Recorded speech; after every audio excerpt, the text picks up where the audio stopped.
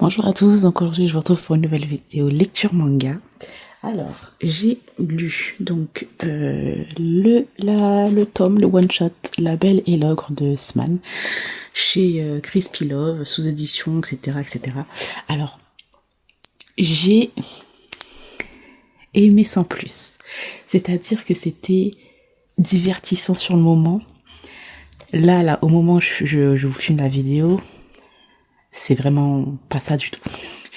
Vraiment pas ça du tout, c'est très bof, c'est très rapide, même pas de profondeur entre les personnages, ce que je trouve vraiment dommage. Alors, ce qui est intéressant, c'est qu'en fait, là, on va nous mettre, voilà, on a des mondes avec des loups, des ogres, des corbeaux, des renards, voilà, ces clans-là et tout.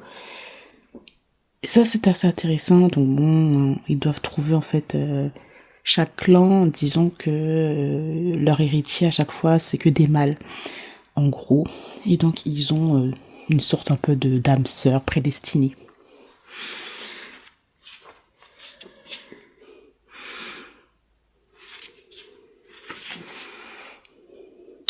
Les dessins, ils étaient sympatoches aussi, mais après, voilà, c'est super rapide, genre à peine 5 pages, enfin à peine 5 pages, tout de suite, le gars, il est en train de dire, ouais, I love you, marry me, quoi.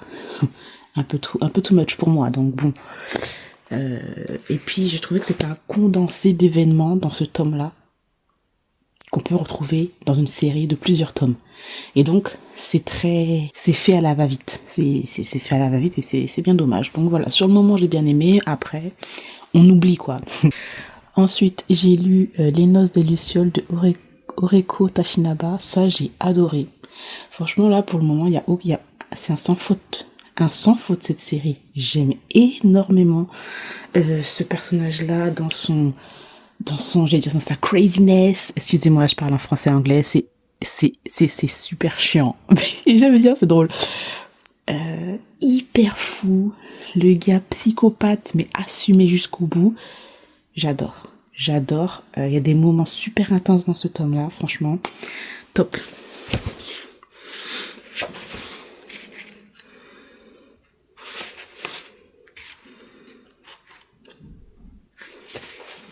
Like. Si c'est pas un stalker, c'est quoi? Je sais pas. Alors, ensuite, j'ai lu L'avocat fou amoureux. C'est un tome 1. Ouais, voilà. Chez Teens Love. Alors, celui-là aussi, j'ai aimé sans plus. Beaucoup de scènes spicy. À peine, encore une fois, à la page 10. C'est super rapide, ultra rapide. C'est pas hyper développé, je trouve. Alors oui, c'est du josei, mais limite, c'est du hentai soft. Franchement, j'ai envie de vous dire ça.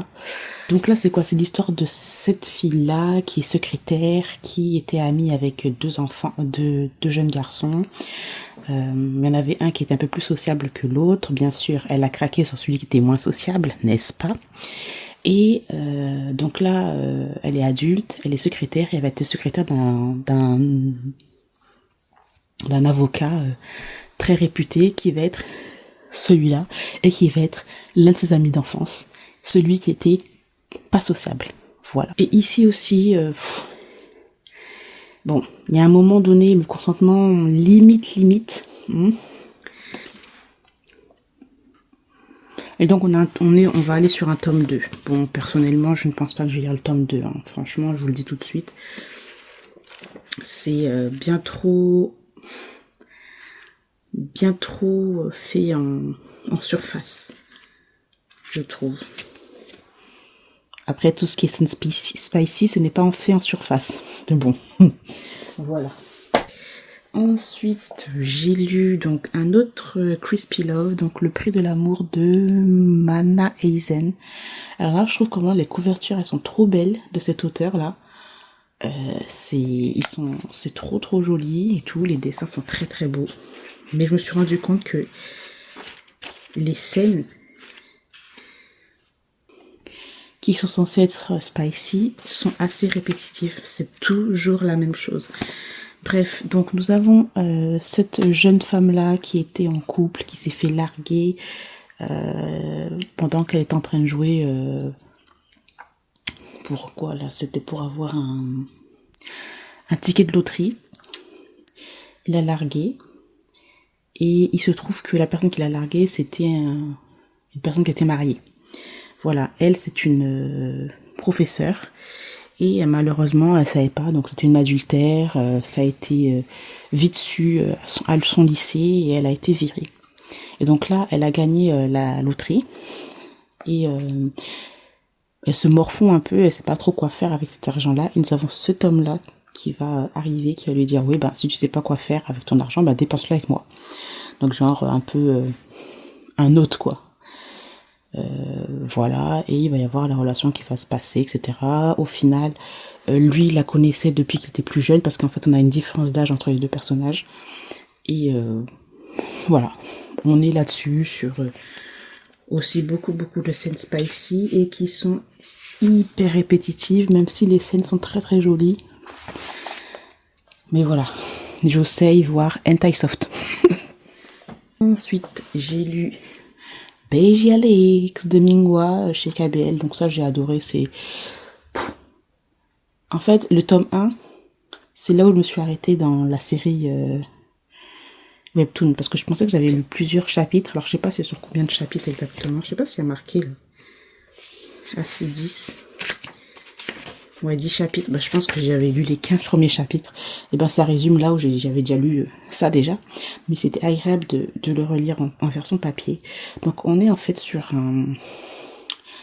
une histoire de contenu où ce personnage-là se nomme Biji Alex. Ce sont des bijis. Les bijis, ce sont des personnes qui font des streamings un peu osés, voilà, et qui reçoivent des dons de leurs téléspectateurs.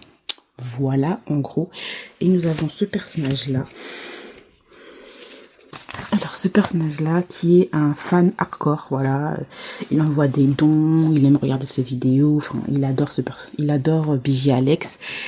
Et il va se retrouver dans un groupe de travail avec ce personnage-là, qui se trouve être Biji Alex. Voilà, donc. Dans la vraie vie, ce personnage-là, Biji Alex, est complètement... c'est une personne solaire, populaire, très gentille, très serviable. Mais quand il est Biji Alex ou quand il est vraiment lui, entre guillemets, enfin je sais pas c'est quel est son vrai personnage, le gars est un peu sadique, un peu méchant, bref. Et donc lui, il va le reconnaître parce qu'il a une sorte de cicatrice. Voilà. Il a une cicatrice et vu que lui il connaît le corps de Biji Alex, il voit que le gars a une cicatrice et il se dit mais en fin de compte c'est toi Biji Alex, donc il a reconnu son identité quoi. Et commence l'histoire. Et donc lui il va un peu le menacer du genre ouais t'as pas intérêt à dire quoi que ce soit sur mon identité, etc. Mais au fur et à mesure il se rend compte que Biji Alex se rend compte qu'il n'arrive plus à faire fonctionner son machin d'en bas. Voilà. Et quand son machin d'en bas marche, c'est quand il pense à... Mais comment il s'appelle le personnage là? Donghyun. Ouais, Donghyun. Il pense à Donghyun. Donc, pour parer à tout ça, il va lui faire une proposition du style, viens, t'es mon fan, ok, moi j'ai un petit problème, et bien on va se régler ça entre nous deux, donc on va passer une nuit ensemble. Et voilà, donc en gros c'est ça, en tout cas tout ce qui se passe dans ce premier tome là. Donc j'ai très hâte de lire le tome 2 parce que là j'ai envie d'en savoir un peu plus, quel est vraiment quel est son vrai personnage, enfin son vrai caractère, pourquoi il fait ce genre de vidéo, enfin à savoir un peu plus sur ce personnage là. Donc voilà. Les dessins j'aime beaucoup, après on est sur du sabre laser, hein, donc c'est-à-dire que c'est censuré. Et sabre laser, c'est sabre laser. Si vous comprenez, vous comprenez. Vous comprenez pas, vous comprenez pas. Ensuite, j'ai lu Love is in Illusion. Je crois aussi ça c'est du sabre laser. Donc le tome 5, j'ai adoré. Donc là, on est avec tous nos personnages. Donc les personnages principaux, les personnages secondaires, et nous avons ces personnages-là qui sont tertiaux. J'ai adoré, parce qu'en fait lui, ce personnage-là, était un peu un psychopathe, dans le sens où il faisait des trucs horribles dans les tomes précédents. Et là, j'ai envie d'en connaître un peu plus. Franchement, Fargo, elle est vraiment... elle arrive à nous faire aimer ou où on est un peu intrigué des personnages qu'on n'aimait pas de base. Voilà. Et là, franchement, j'aime beaucoup, beaucoup. Donc, on est avec aussi les personnages principaux qui sont là. Lui, il va aller à l'université. Parce qu'il restait un peu à la maison, etc. Donc, le gars, il est intelligent, mais niveau mathématique. Après, le reste, c'est pas ça, mais voilà.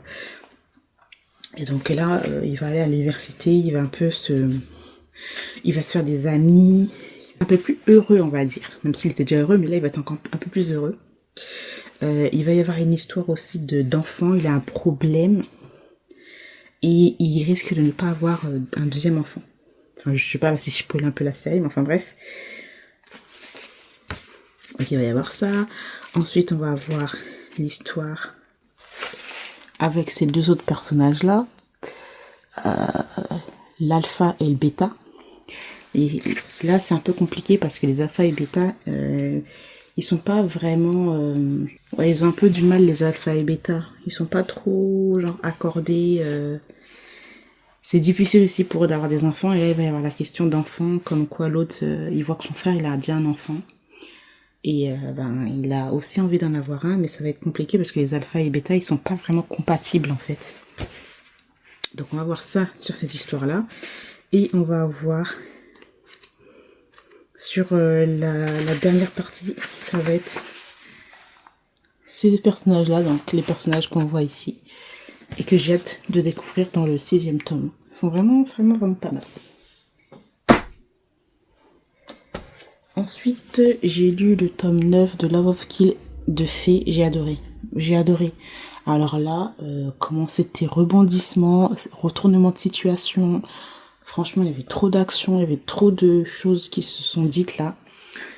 Par rapport à la famille biologique de Château. Ça, je m'attendais pas à avoir autant d'informations et tout. C'est trop bien. Donc, j'ai hâte aussi de lire la suite, qui est vraiment, vraiment pas mal. J'adore les dessins, j'adore les personnages. Enfin, tu vois, là, c'est pas un truc... ils te disent Love of Kill, mais c'est vraiment pas, en fait, concentré sur la romance. Il y a tout un truc, toute une intrigue qui est super intéressante, et la relation entre Fée et Ryangwa, donc le personnage, voilà, entre ces deux personnages-là, j'aime trop. J'aime trop, en fait. Ça se développe, en fait, petit à petit, c'est vraiment cool. Et pour terminer, donc nous avons le tome 1 des 10 choses à faire avant mes 40 ans de Mamita, j'ai adoré. Tout simplement adoré, c'était drôle, c'était bienveillant, c'était mimes, c'était... les dessins sont trop beaux, enfin, c'était touchant, enfin, franchement, j'ai adoré. Donc, comme le dit le titre, hein, nous avons ce personnage-là qui va bientôt avoir 40 ans et il fait une liste de choses qu'il n'a pas faites. C'est vraiment des choses assez simples, assez basiques qu'il va faire, qu'il va écrire. Et lui, son collègue qui est un peu plus jeune, 10 ans plus jeune, va lire en fait cette liste et va l'aider. Le résumé, c'est ça. Mais à l'intérieur, c'est tellement bien fait. C'est tellement beau. C'est tellement... Oh, c'est trop mimes. Et surtout lui, là. Tu le vois, il est comme ça, mais il est tout le temps avec ses petites peluches et tout. Il est trop... Et... Non, c'est trop mignon. J'ai adoré. J'ai hâte de lire le tome 2, franchement.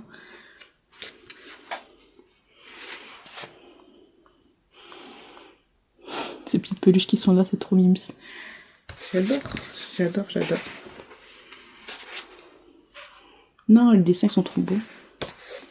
Donc je vous laisse les résumer comme ça, vous voyez. Et voilà, il y a certaines personnes qui peuvent se retrouver par rapport à ça, parce qu'en fait, le personnage, il a des choses qu'il veut faire avant 40 ans, mais ce sont des choses simples, mais qu'il ne peut pas faire seul.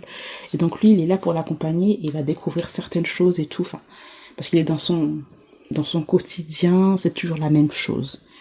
Et là, avec lui, ben, il va voir qu'en fait, quand être accompagné aussi, ben, c'est découvrir d'autres choses, avoir d'autres sentiments, enfin, et d'être un peu plus joyeux.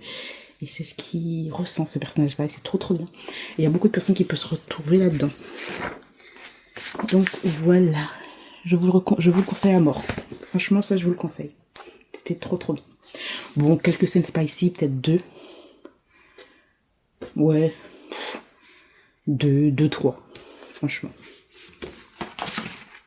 Donc voilà, Mamita, j'en ai légi d'autres mangas d'autres titres de cette mangaka, et franchement, de tout ce que j'ai lu, je crois que c'est l'un de mes préférés, celui-là. Donc voilà, j'ai terminé pour mon lecture manga. J'espère que cette petite vidéo vous aura plu. Je vous remercie de l'avoir regardé et je vous retrouve très bientôt. Bye.